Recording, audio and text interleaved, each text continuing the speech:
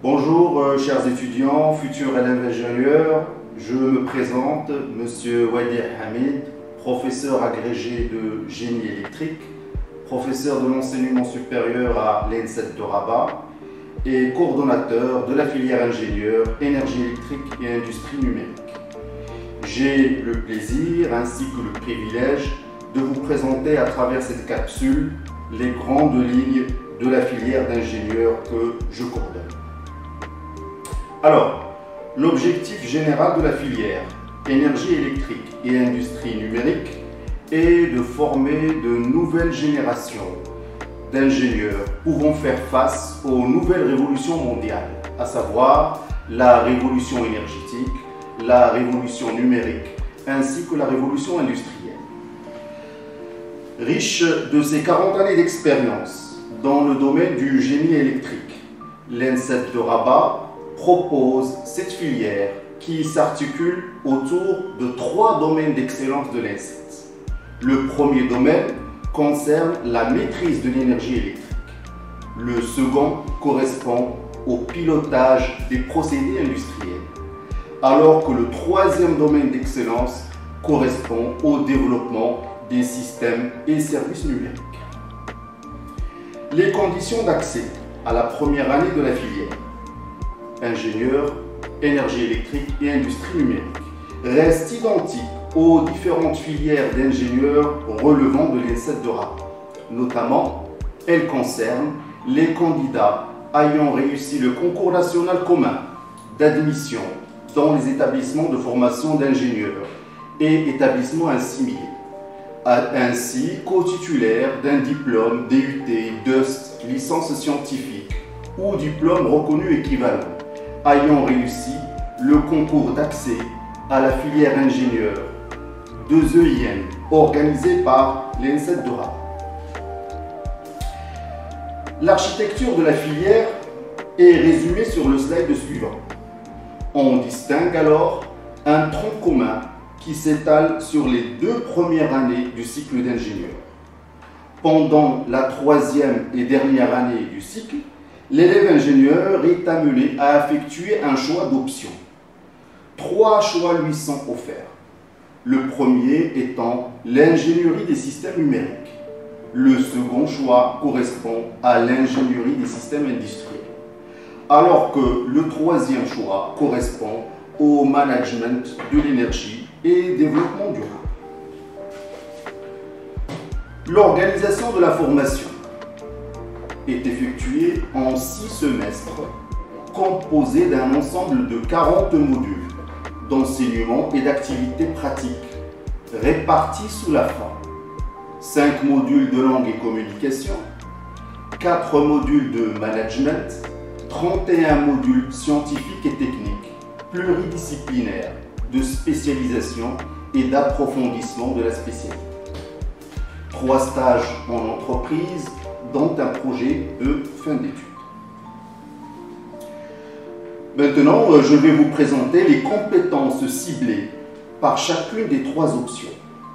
Je commencerai par l'option Management de l'énergie et développement durable, qui s'inscrit au cœur de la politique énergétique nationale, laquelle s'oriente vers une diversification des sources d'approvisionnement en énergie électrique, ainsi que le développement de nouvelles stratégies d'efficacité énergétique.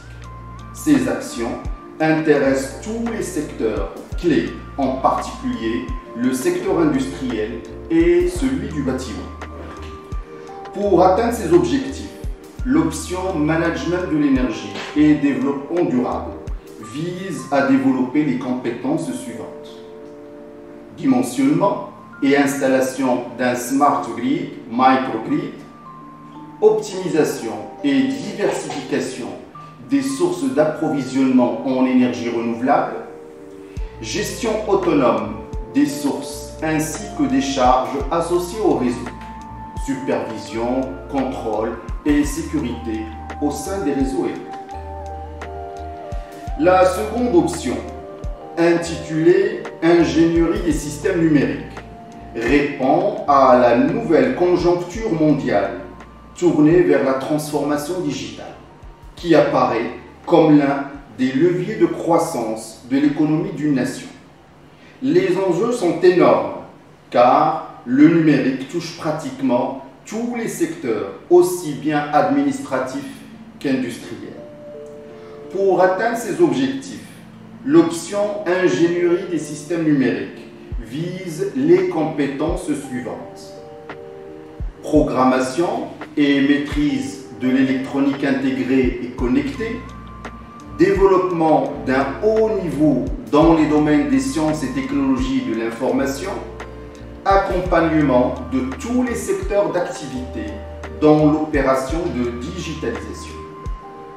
Finalement, l'option ingénierie des systèmes industriels répond à une demande croissante en ressources humaines, présentant d'une part des compétences techniques dans les domaines du contrôle-commande, de la supervision et la maintenance, ainsi que des compétences managériales. Pour atteindre ces objectifs, la filière vise les compétences suivantes.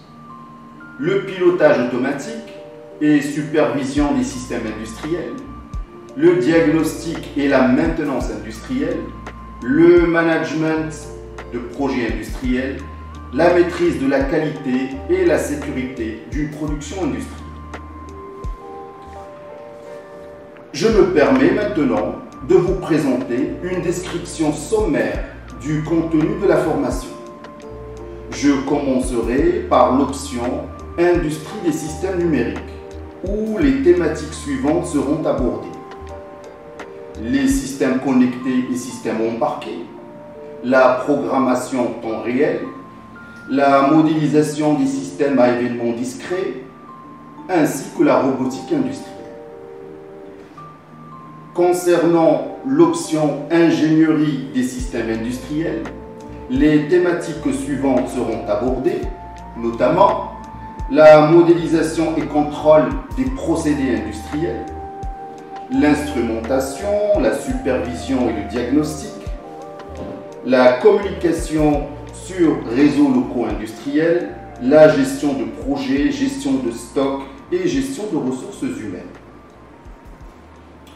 Concernant l'option management de l'énergie et développement durable, les thématiques suivantes seront abordées, et notamment la production de l'énergie à base de sources renouvelables, les smart grids, les microgrids, les bâtiments intelligents à énergie positive, les problèmes de stockage et optimisation de la production, ainsi que la consommation de l'énergie électrique.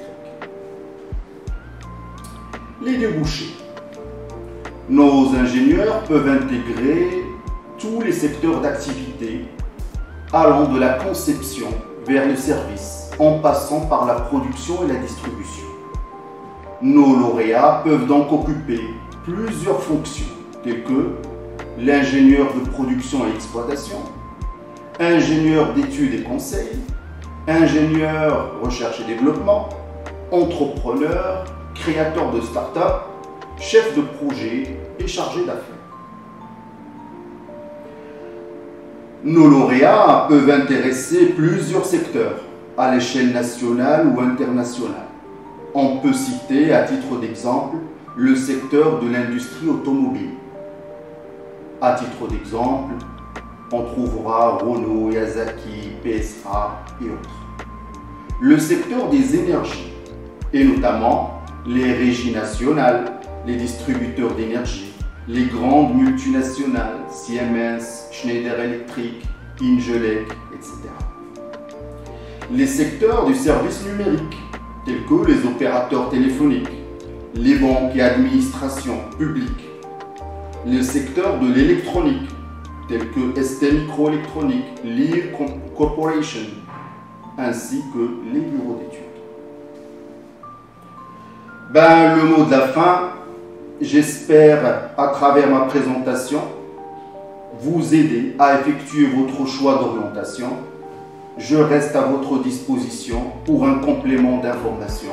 N'hésitez pas à me contacter par mail à l'adresse suivante. Merci pour votre